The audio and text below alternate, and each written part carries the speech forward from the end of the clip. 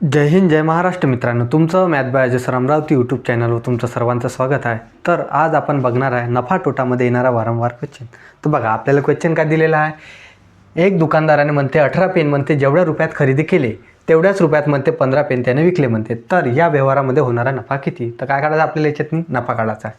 बघा आता क्वेश्चन काय दिलेला आहे, 18 पेन म्हणते जेवढ्या रुपयातनी खरेदी केले, काय म्हणते 18 पेन जेवढ्या रुपयातनी खरेदी केले म्हणते तेवढ्याच रुपयात म्हणते 15 पेन विकले। म्हणजे याच्यावरून काय होऊन राहिलं की 18 पेन आणि 15 पेनची किंमत काय आहे, बरोबर होऊन राहिली। काय होऊन राहिली, बरोबर होऊन राहिली। मग काय होते अशा वेळेस, आता हे 15 काय जाते इकडे जाते, हे 18 काय जाते इकडे जाते, ठीक आहे। हे 15 वरून 18 म्हणजे हे काय आपली खरेदी किंमत येऊन जाते आणि 18 काय होऊन जाते, विक्री किंमत येऊन जाते।